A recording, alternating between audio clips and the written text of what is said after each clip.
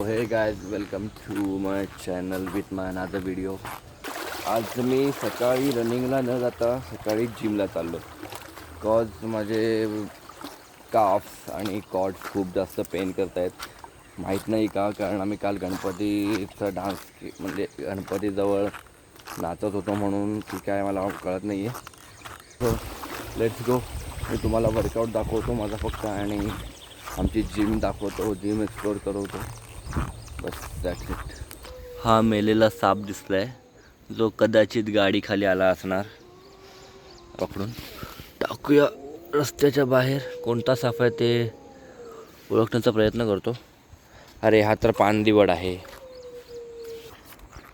आजचा क्लायमेट किती मस्त झाला आहे, खूप भारी वाटतं. ऊन पडलं आहे. काल खूप संपूर्ण दिवस पाऊस होता काल.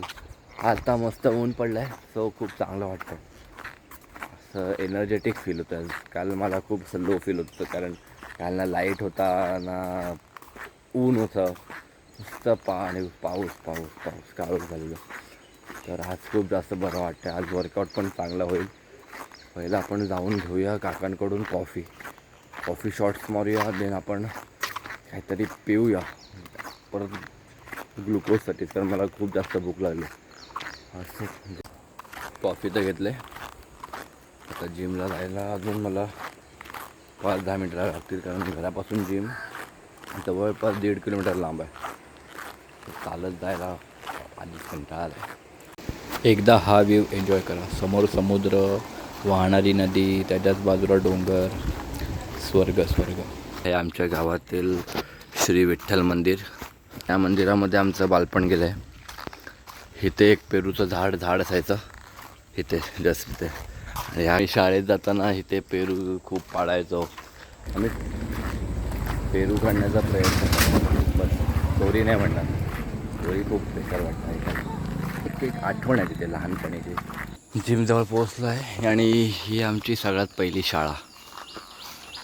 इथे मी 5वी ते 7वीपर्यंत शिकलो.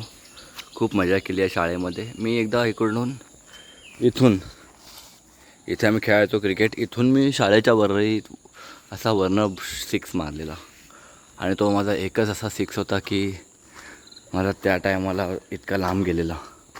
जिम बंद आहे. ओके, 9:30पर्यंत टाईम आहे जिमचा.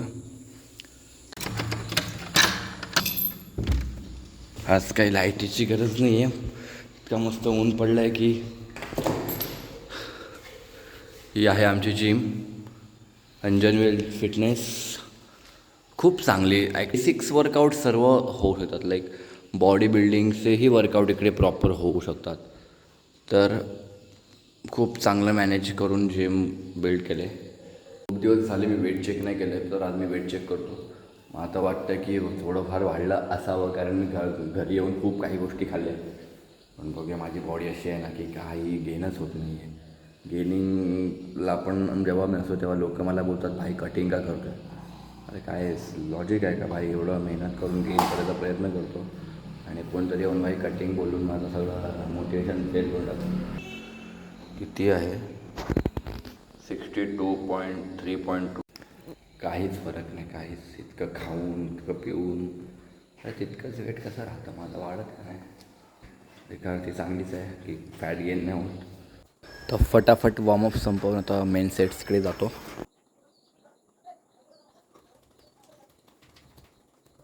आता मी शोल्डर प्रेसेस घेतो आहे. 20 kgचा एक सेट मारू, 25-25चे 2 सेट मारू. मी आता ट्राय केलं 20 kg, पण 20 kg मला हेवी जातं आहे because of lack of energy असेल किंवा लॅक ऑफ स्लीप असेल. काल खूप लेट झोपलो आहे, आता लवकर उठलो आहे. सो 25नेच 2 सेट घेतो पुढचे.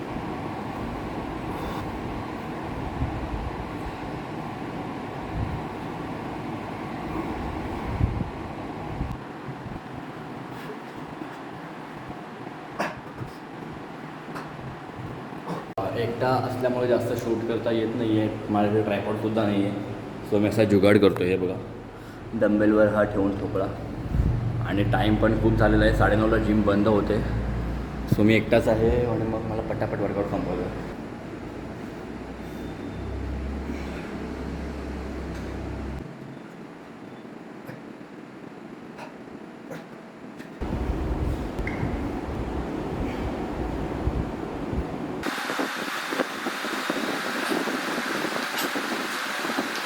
हे करंट फिजिक कंडिशन आहे.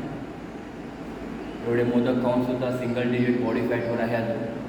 हे माझं गोल आहे की मला टाईम मला single digit body fat maintain ठेवायचं. ती माझी ओव्हरऑल हेल्थ लाईक कार्डियॅक हेल्थ, माझी स्ट्रेंथ हेल्थ, माझी मसल हेल्थ, सर्व माझी म्हणजे मेंटल फिजिकल काही हेल्थ असतील त्या सर्व गोष्टी मला स्ट्रॉंग बनवायच्या. आता फक्त मसल बिल्ड करायचं आहे म्हणून मी वर्क करत नाही.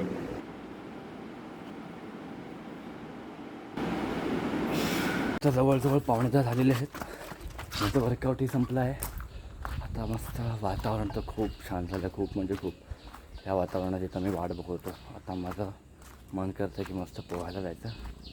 तर आता पोहोचली पण आता मला घरी जाऊन गणपती बाप्पाची पूजा करायची आहे आणि नाश्तासुद्धा करायचा आहे. सो आता पहिले घरी पळूया पटापट. तो हे काय, थँक्स फॉर वॉचिंग.